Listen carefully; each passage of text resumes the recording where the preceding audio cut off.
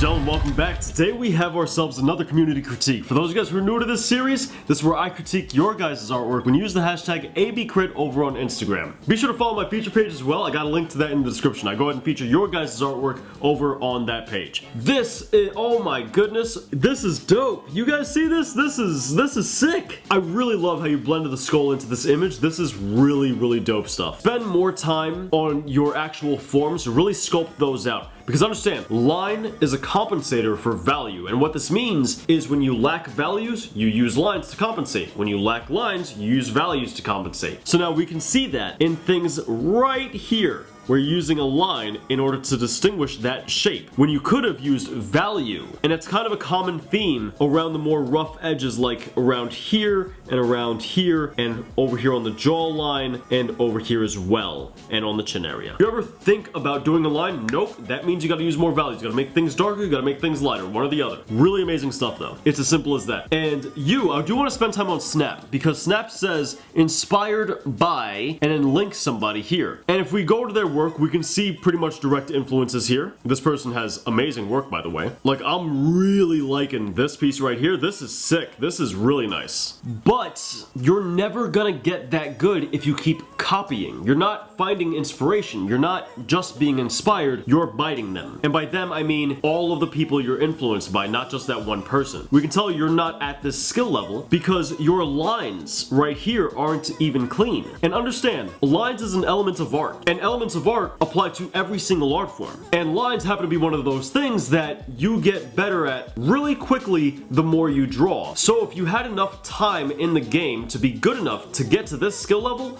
you would have definitely had enough time with drawing to have clean lines. Not to mention the fact that you called this a piece and it's a throw up. And like I always say, everything comes back to the hand style. When we take a look at your hand style, it's immediately telling every graffiti artist in the world everything they need to know about you and your skill level. So, Snaps, stop finding inspiration because you're doing it incorrectly. You're not being inspired, you're just biting pieces from other people, and you're not going to learn that way. Now, there is something to be said about master studies, which essentially is just copying somebody else's work, versus actually copying somebody else's work. Master studies are very useful because you're analyzing all of those things. But these aren't master studies. So stop copying, no more of that. Start producing your own work. And when you do, basic straight letters, basic hand styles, zero style, we're talking absolute raw fundamentals for you. I love this, Japry. Japry, this is a dope drawing. I'm gonna go ahead and say though, get yourself a drafting table. You can literally take anything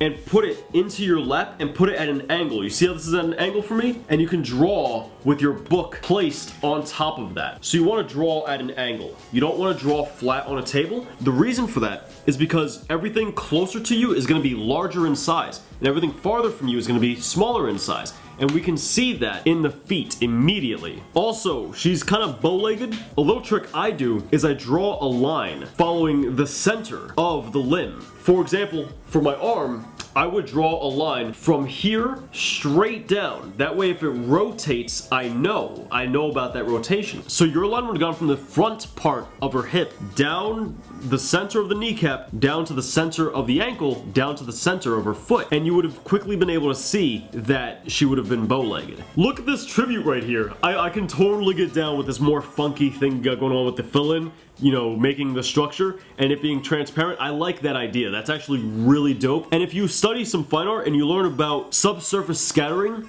that can actually be a crazy technique where you start to experiment with texture. Now, before I go on, I gotta thank you for the tribute. I really appreciate it. But I always get real weird with these because like it's a tribute. I don't wanna critique this, but I have to. So practice letter name weight. Your G is tremendous. Your R really tapers off over here though, so you kind of weakened the R's structure. And nothing gets anywhere near this thin. So the R really becomes the problem letter here. Also, the 3D goes in many different directions. You want to keep it the same everywhere. Are you guys ready for something? Because we got to do something a little bit different in this critique today. We got to do a bit of a montage because I say this way too often. Keep it simple. You gotta keep it simple, otherwise you're not gonna get better. And Cook, this is pretty sick. I do love the way you rendered the nose and the eyes. This is really nice. It looks kind of incomplete, but even in the complete areas, I'm gonna say start working and studying on edges. You really want to learn how to control hard edges, soft edges, and firm edges, because this is going to give you much more interesting and believable artwork. And seeing as you're doing realism,